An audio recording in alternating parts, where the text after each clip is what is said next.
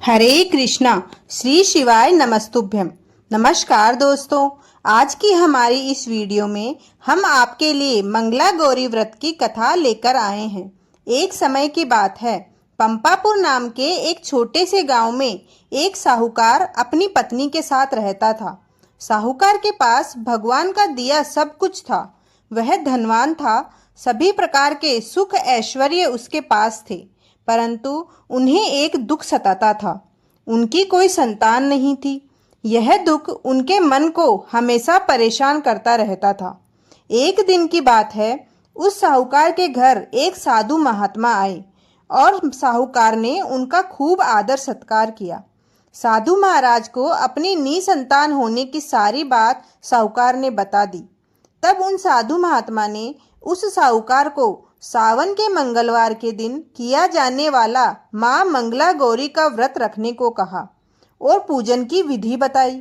सावन माह के पहले मंगलवार से ही साहूकार की पत्नी ने माता पार्वती का पूजन और व्रत करना शुरू कर दिया। अब वह हर मंगलवार को मां मंगला गौरी का व्रत करती।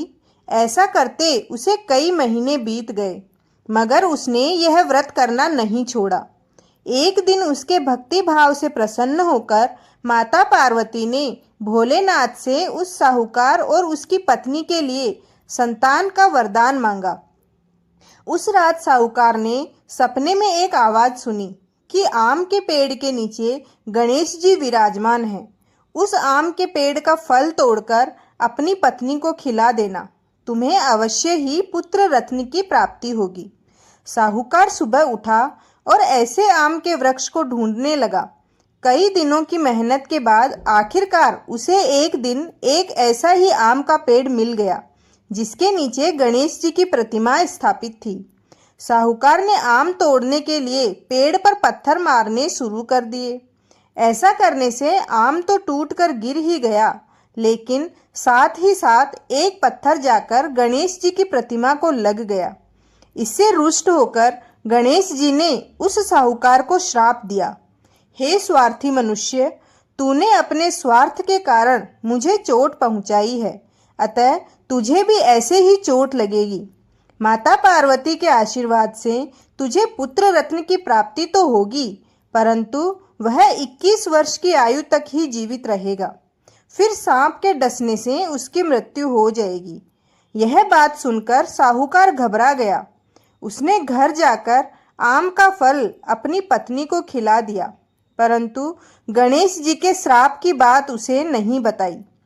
कुछ समय पश्चात साहूकार के घर में एक सुंदर बालक ने जन्म लिया। साहूकार और उसकी पत्नी ने मिलकर उसका नामकरण करवाया और पंडितों के आशीर्वाद से अपने पुत्र का नाम मनु रखा। देखते ही देखते मनु 20 वर्ष का हो गया। वह अपने पिता के साथ व्यापार पर जाने लगा। एक दिन घर लौटते समय दोनों पिता और पुत्र भोजन करने के लिए गांव के तालाब के पास पेड़ की छांव में बैठ गए और भोजन करने लगे। तभी उस तालाब पर गांव की 2 लड़कियां कपड़े धोने के लिए आई। उनका नाम कमला और मंगला था। कपड़े धोते समय दोनों आपस में बातें कर रही थी।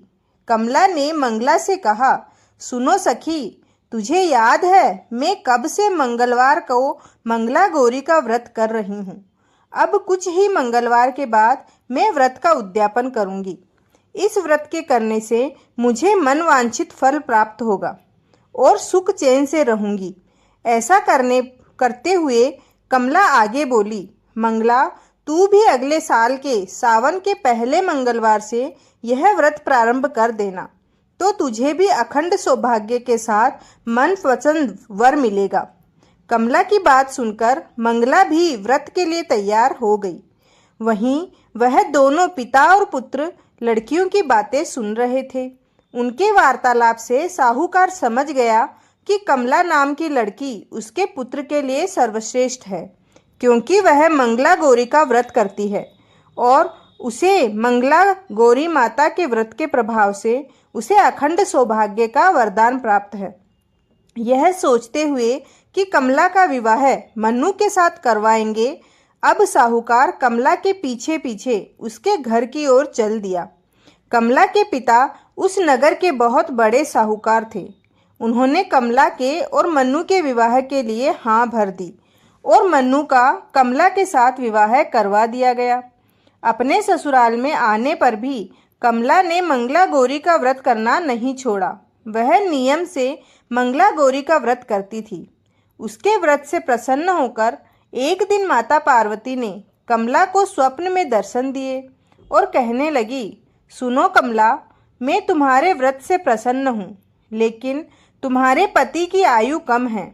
अगले महीने मंगलवार के दिन एक सर्प तुम्हारे पति के प्राण लेने आएगा, लेकिन तुम बिल्कुल मत घबराना और उस सर्प के लिए एक प्याली में मीठा दूध रख देना। उसके पास एक खाली मटका भी रख देना। वह सांप मीठा दूध पीकर अपने आप उस मटके में चला जाएगा और तुम उस मटके का मुंह कपड़े से बांध देना, जिससे तुम्हारे पति के प्राण बच जाएंगे। अगले माह का मंगलवार आया। तब तक मंगला ने यह बात किसी से भी नहीं कही और माता पार्वती के कहे अनुसार ही किया। सांप आया और दूध पीकर मटकी में जाकर बैठ गया और कमला ने मटकी का मुंह बांध दिया और उसे जंगल में रख आई। माता पार्वती की कृपा से कमला के पति के प्राण बच गए। इस प्रकार मंगला गौरी व्रत के प्रभाव से मन्नू श्राप मुक्त हो गया। जब घर के सभी लोगों को ये बात पता चली तो सब लोग बहुत प्रसन्न हुए और माँ गौरा के गुणगान करने लगे। गांव की महिलाओं ने कमला से व्रत की विधि विधान पूछा और व्रत प्रारंभ कर दिया। कमला ने अगले मंगलवार माता पार्वती को याद करके मंगला गौरी व्रत का उद्यापन खूब धूमधाम से किया। ब्राह्मणों को भोजन कराया, दान दक्षिणा देकर उनसे आशीर्वाद प्राप्त किया। इस प्रकार मंगला गौरी के आशीर्वाद से कमला के पति की जान बच गई। हे माता पार्वती, जिस तरह आपने कमला के पति की आयु लंबी करी, उसी प्रकार कहानी को कहते, सुनते और हुंकारा भरते सब पर अपनी कृपा करना। जय माँ मंगला गौरी। भक्तों, अगर आपको ये कहानी पसंद आई है तो चैनल को जरूर सब्सक्राइब करें और कमेंट में लिखें, माता मंगला गौरी की जय। धन्यवाद।